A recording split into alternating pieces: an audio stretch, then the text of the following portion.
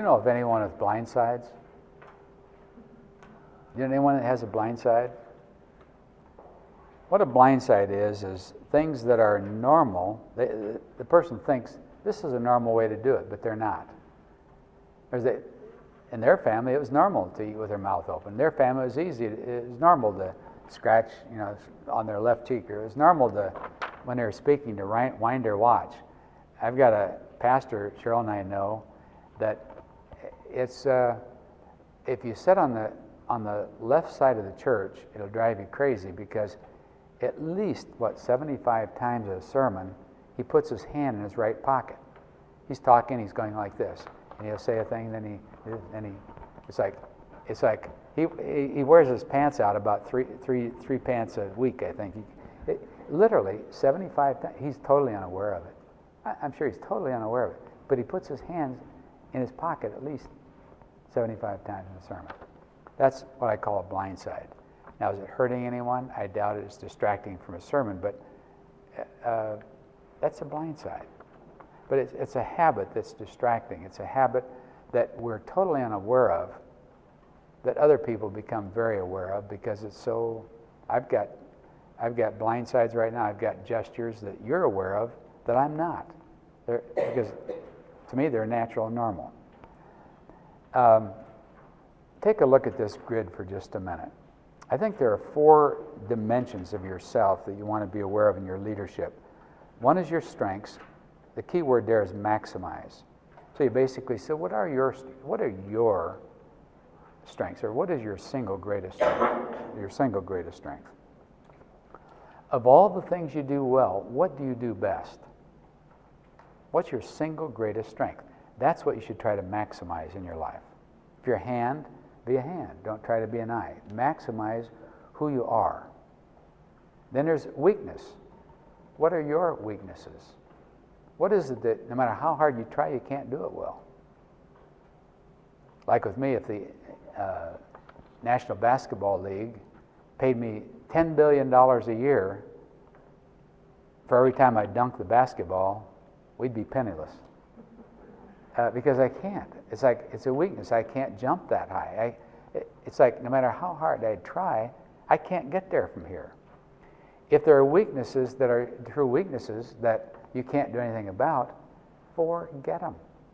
A lot of people say, well, you should work on them at least. I say, no, ignore them. Just forget them.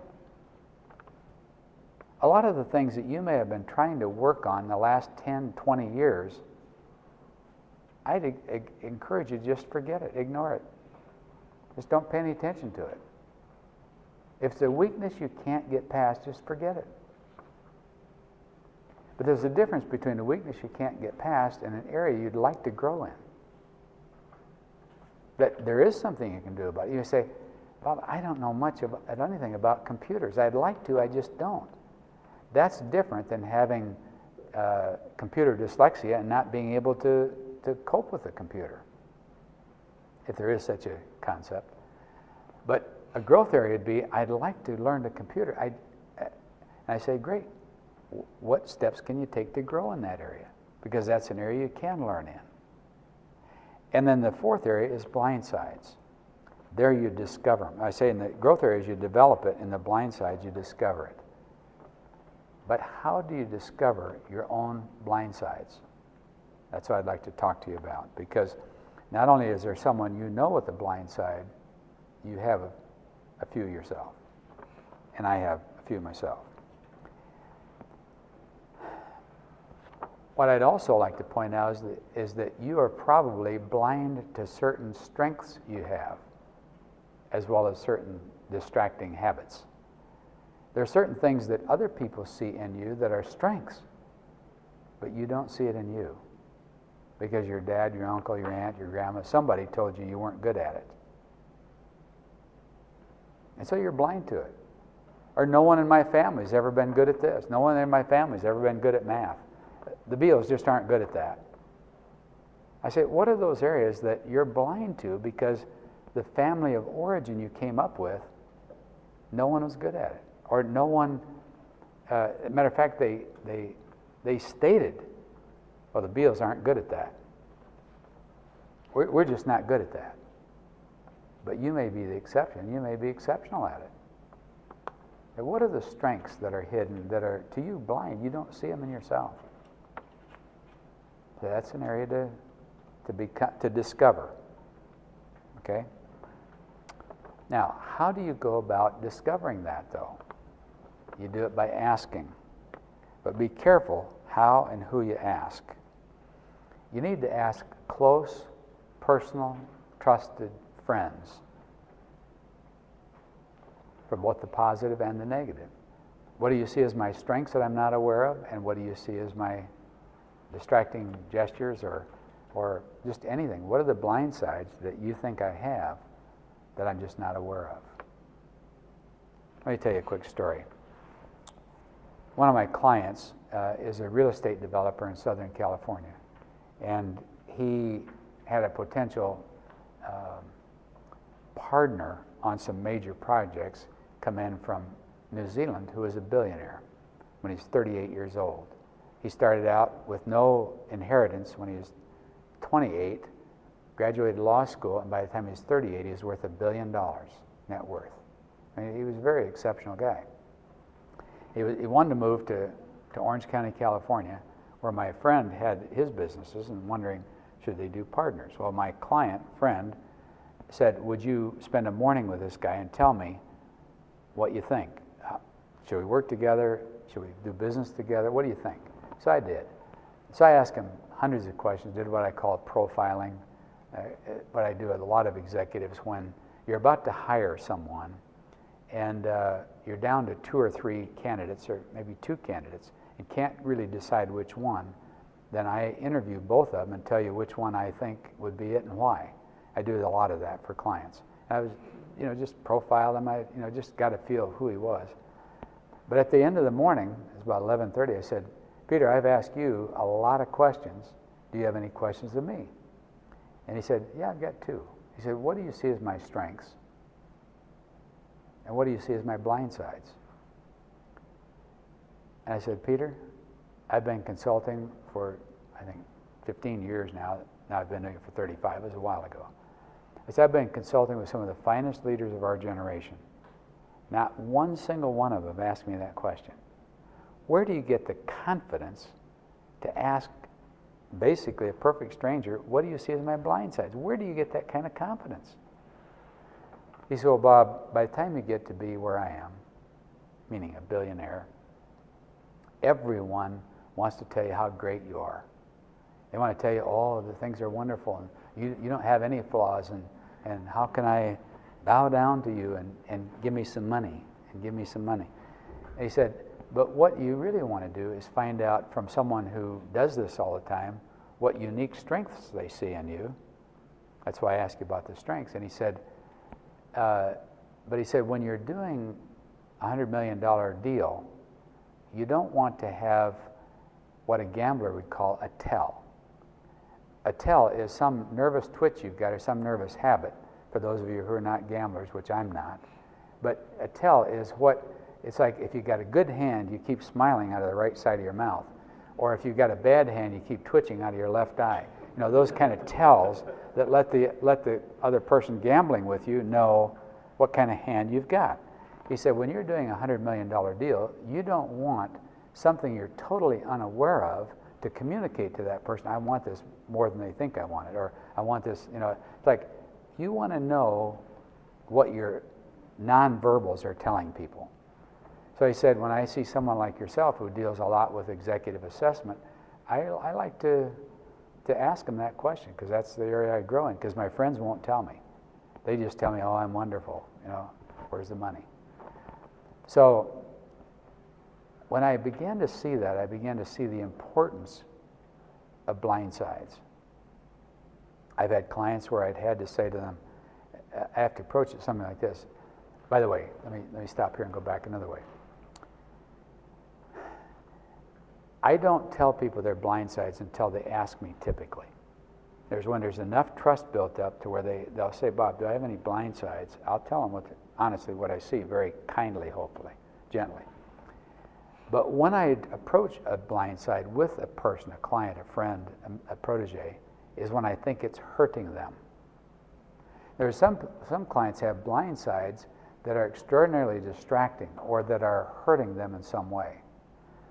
I had a friend that was going to raise a lot of money, and he frankly ate with his mouth open.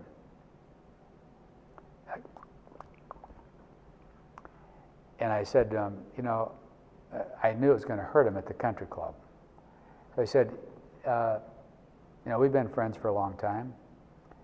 There's something, I said, is that right? We've been friends for a long time. How long have we been friends? You know, just sort of, look, I'm not a Johnny-come-lately telling you this.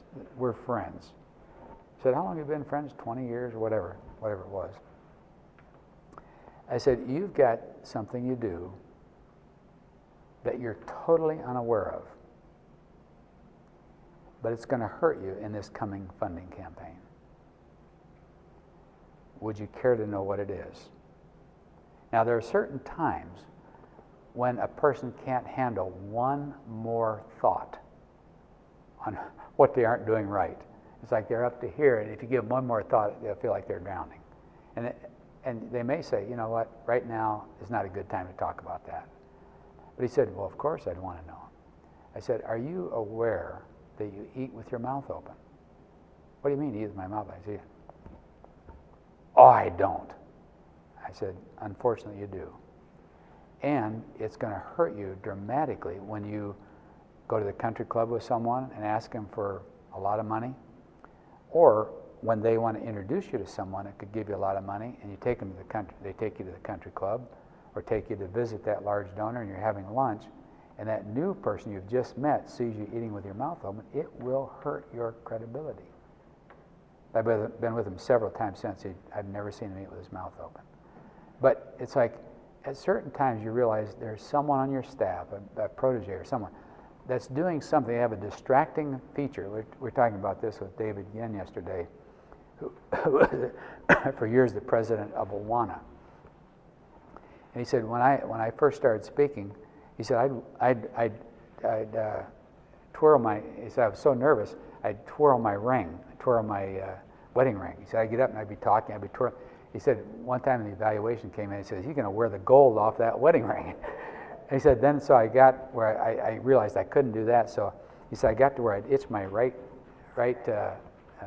whatever this is. What is it? Wrist, I guess. What's this bone?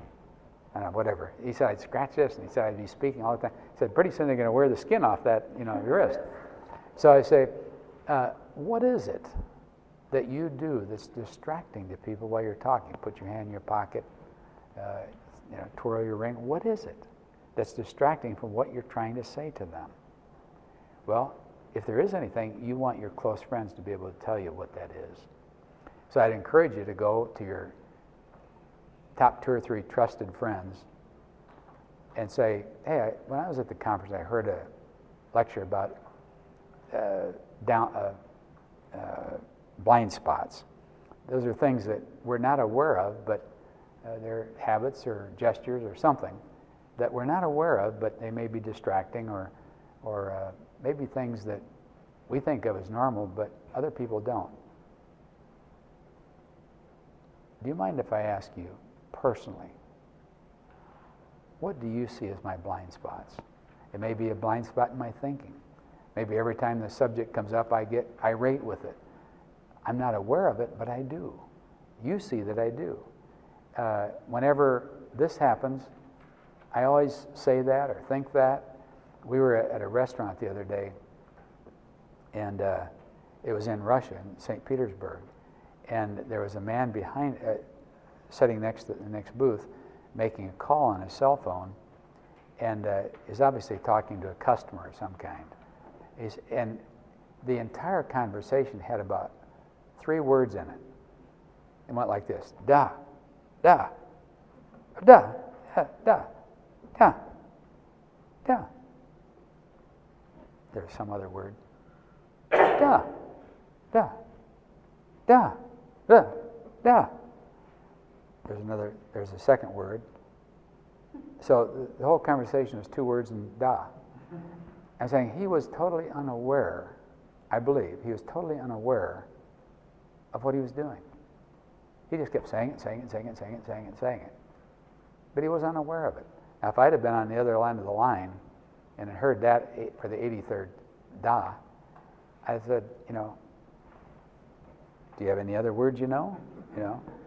But again, there are habits that a close friend will know that we have that are distracting or we're not aware of them, that they can help us improve in that area.